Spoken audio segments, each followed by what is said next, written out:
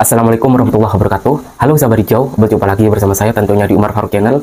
Nah, di video kali ini saya mau menjelaskan cara untuk manajemen resiko kerugian dalam bertani sengon. Nah, buat kalian yang penasaran dengan caranya, tonton terus videonya sampai selesai dan pastikan di subscribe, like, dan komen serta share ke seluruh media sosial kalian agar channel ini terus berkembang dan bermanfaat.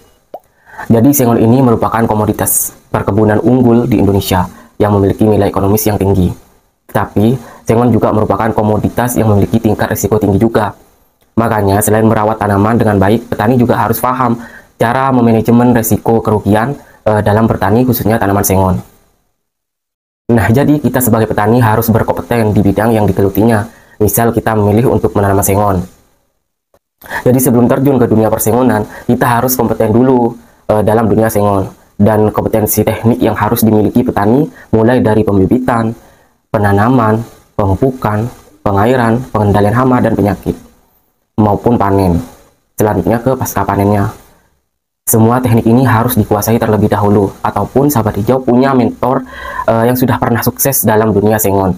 Karena rata-rata kerugian yang dialami petani itu berawal dari rendahnya penguasaan teknologi budidaya komoditas yang digeluti. Ya, contohnya sengon ini. Memang terlihat mudah dan simpel, tapi kalau kita tidak bisa memanage dengan baik, maka tingkat risiko kerugian besar. Dan walaupun kita untung, palingnya minim. Makanya kita sebagai petani harus bisa berperan sebagai manajemen agribisnis di lahan sendiri. Nah, peran manajer ini menuntut petani harus mampu mengambil keputusan. Misal harus mampu membentuk siklus pendapatan dalam bercocok tanam. Misal tanaman sengon pada saat tanaman muda harus mampu menentukan tanaman yang bisa menghasilkan dengan cara tumpang sari. Nah, jenis apa yang pas untuk ditumpang sari? Misal kacang tanah, kedelai, atau porang yang sedikit yang sekiranya cocok harga serta pas musimnya. Dengan begitu, kita mendapatkan modal tambahan untuk masa perawatan sengon ke depan. Paling tidak ada nilai plus dari tumpang sari ini. Karena selain mendapatkan keuntungan dari hasil panen tumpang sari, juga memberikan asupan nutrisi untuk sengon kita, sehingga dua nilai plus sudah kita dapatkan.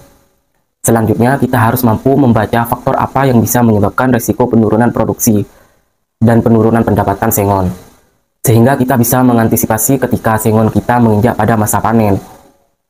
Jadi untuk penurunan produksi itu disebabkan oleh faktor alam seperti tindakan budidaya yang dilakukan oleh petani sendiri. Jadi kalau tingkat perawatan kurang optimal, jumlah pohon yang layak untuk diproduksi atau dipanen itu sedikit. Makanya untuk mengantisipasi terjadinya penurunan produksi, sahabat hijau harus melakukan perawatan yang baik dan benar sesuai dengan tingkat kebutuhan tanaman itu sendiri. Sedangkan penurunan pendapatan dipengaruhi oleh penurunan mutu, penurunan harga, serta perubahan daya beli konsumen dan kondisi perekonomian.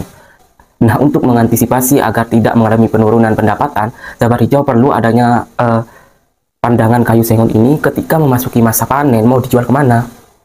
Apa dijual ke pabrik kah, pengepul kah, atau memang punya langganan pedagang kayu sendiri, sehingga kita tidak kerepotan untuk menjualnya kemana, dan harganya jelas. Atau kita bisa melakukan kerjasama dengan perusahaan, atau bermitra dengan perusahaan pengelola izin pemanfaatan hutan.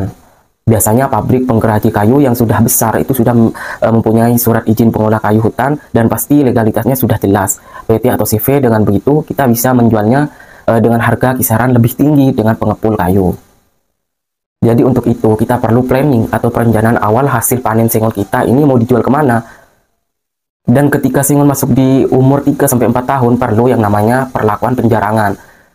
Nah, jadi pada saat penanaman lakukan teknik tanam rapat, yaitu dengan jarak tanam 2x2 meter. Nah, ini bertujuan untuk mempercepat proses pertumbuhan dengan ranting atau cabang sedikit. Karena ketika jarak tanam rapat, maka terjadi proses perebutan nutrisi serta sinar matahari.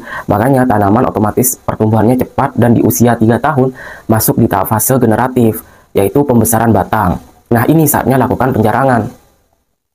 Nah, penjarangan ini proses panen pohon yang tidak produktif atau pertumbuhannya jelek maupun tanaman sehat. Jadi diambil selang-seling sehingga dalam setiap barisan intensitas cahaya mataharinya tercukupi.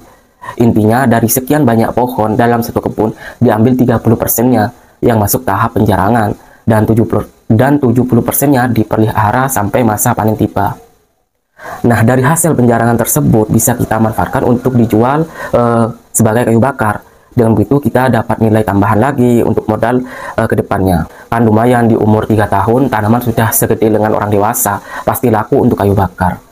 Nah, terlepas dari itu semua, faktor utama penyebab resiko usaha tani sengon menurun adalah karena faktor harga yang jatuh, dan kedua karena faktor perubahan cuaca dan iklim.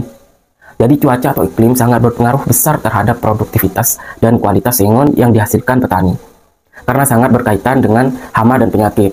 Jadi strategi manajemen risiko interaktif petani sengon salah satunya dengan pemeliharaan waktu tanam yang tepat, dan strategi manajemen interaktif lain untuk menggunakan jarak tanam, pemupukan, irigasi, pengendalian organisme pengganggu tanaman, serta pelaksanaan panen dan pasca panen yang tepat sesuai anjuran teknis. Nah, itu dia beberapa cara untuk meminimalkan tingkat risiko kerugian petani sengon. Semoga bermanfaat. Wassalamualaikum warahmatullahi wabarakatuh.